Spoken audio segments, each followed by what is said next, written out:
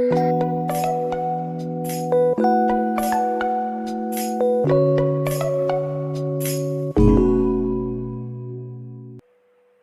Friends. हम सभी जानते हैं कि होम मेकिंग एक दिन का काम नहीं है। ये एक कंटिन्यूअस चलने वाला प्रोसेस है, या आसान शब्दों में कहें तो हमारा जो काम कभी नहीं रुकता वो है होम मेकिंग। इसलिए ये बहुत ज़रूरी हो जाता है कि हम कुछ रूटीन या कुछ हैबिट्स ज़रूर अपनाएं, ताकि ये होम मेकिंग और ऑर्गेनाइजेशन का काम अपनी रिदम पे चलता रहे। पर रूटीन ऐसे भी ना हो कि जो हमें रिलैक्स देने के बजाय स्ट्रेस देने लगे। तो जब भी हम कोई रूटीन बनाएं, उसे हम अपनी सहूलियत और अपने घर की ज़रूरत के हिसाब से ही बनाएं, ताकि ये जो रूटीन है वो हमारे स्ट्रेस को कम करे और हमारी लाइफ को स्ट्रेस फ्री और ऑर्गेनाइज होम बनाने में हमारी मदद करे। हमारे घर में जितने भी फर्नीचर होते हैं, सेंटर टेबल होते हैं, साइड टेबल वगैरह होते हैं, उन्हें हम डेली क्लीन करते हैं, डस्टिंग करते हैं।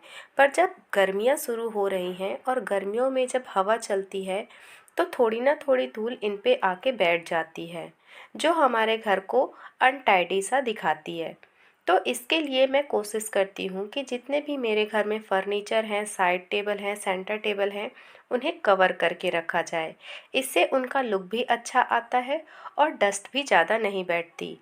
अब जब मुझे इसे क्लीन करना होगा तो सिर्फ मुझे इस कपड़े को निकाल के झटकना है और ये एरिया क्लीन हो जाएगा। बार बार मुझे फर्नीचर को गीले कपड़े से या किसी क्लीनर से क्लीन करने की ज़रूरत नहीं पड़ेगी। अक्सर ऐसा होता है कि ऑर्गेनाइजेशन का काम हम होम मेकर्स करते हैं और उस चीज़ की ज़रूरत पूरे घर में सभी को लगती है। तो हम उन चीज़ों को ऐसे रखें कि वो किसी को भी आसानी से मिल जाएं। जैसे ये जो रिमोट्स हैं, इन्हें मैं सामने ही रखूँगी, ताकि आते जाते जिसको भी रिमोट की या टीवी चालू करने की ज़रूरत होगी वो आसानी से रिमोट ले लेंगे। उसके लिए उन्हें मुझे आवाज़ लगा के पूछने की ज़रूरत नहीं पड़ेगी कि रिमोट कहाँ रखा हुआ है। तो चीज़ों को वहाँ रखिए जहाँ उनकी ज़रूरत हो और किसी को उसे खोजना भी ना पड़े, ताकि आपकी मेहनत और समय दोनों की बचत हो।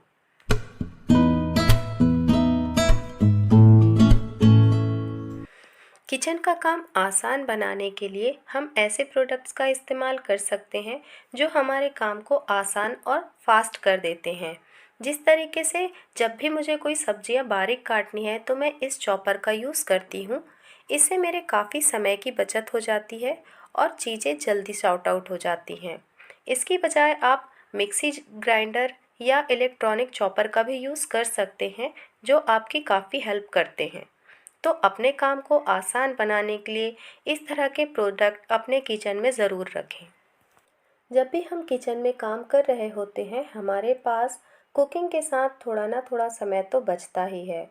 तो इस समय में मेरे किचन में जितने भी स्पाइसेस के कंटेनर्स हैं उन सभी को एक बार ज़रूर चेक करती हूँ, और जिनमें मुझे चीज़ें वापस से रीफ़िल करनी होती हैं उन्हें मैं रीफ़िल कर देती हूँ। और इसके साथ ही साथ मैं उन चीज़ों की लिस्ट भी तैयार करते जाती हूँ जो मुझे ख़रीद कर लानी है। इस तरीके से मेरे एक समय में कई काम साथ में चलते रहते हैं। तो मेरे पास किचन में एक डायरी या एक कॉपी रहती है, जिसमें मैं उन चीज़ों को नोट करती जाती हूँ जो चीज़ें मुझे ख़रीद कर लानी हैं या किचन में जो ख़त्म होने वाली हैं। इस तरीके से अगर आप चाहें तो कॉपी में भी नोट कर सकते हैं, या आप अपने मोबाइल फ़ोन में भी ये सारी चीज़ें नोट कर सकते हैं, क्योंकि कॉपी तो कभी कभी हम भूल जाते हैं पर मोबाइल हमेशा हमारे साथ ही रहता है। तो इस तरीके से जब हम चीज़ों की लिस्ट बनाकर रखते हैं तो इसके हमें दो फ़ायदे होते हैं।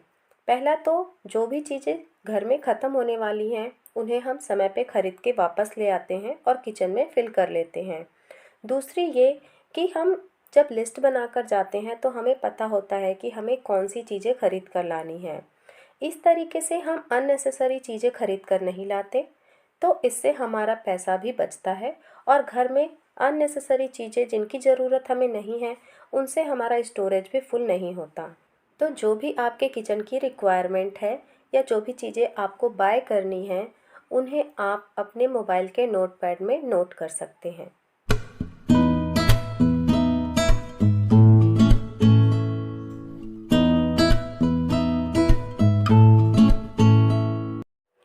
सर्दियों का मौसम अब ख़त्म हो चुका है और गर्मियाँ शुरू हो चुकी हैं, तो अपने बेडरूम को भी इसके अकॉर्डिंग ऑर्गेनाइज़ करिए।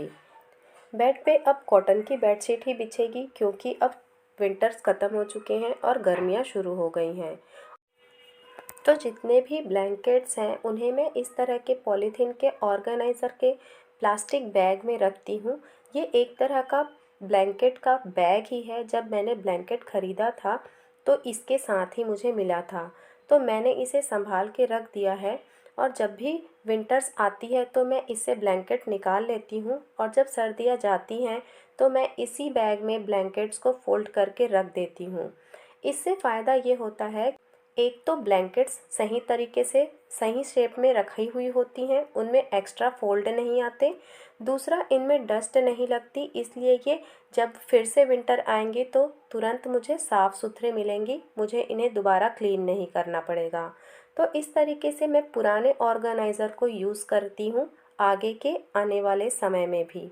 तो इस तरीके से मेरे काफ़ी पैसे बच जाते हैं, क्योंकि मुझे हर बार हर चीज़ के लिए एक नया ऑर्गेनाइज़र नहीं ख़रीदना पड़ता।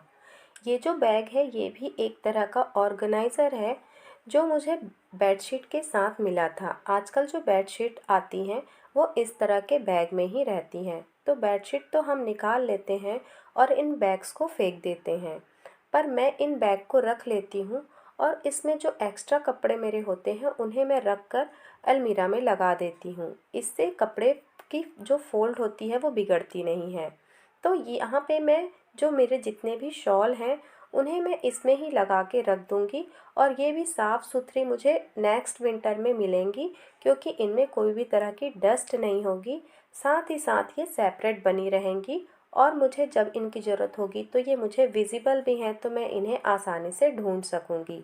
तो इस तरह की टिप्स और ट्रिक से मैं अपना समय और पैसा दोनों बचाती हूँ।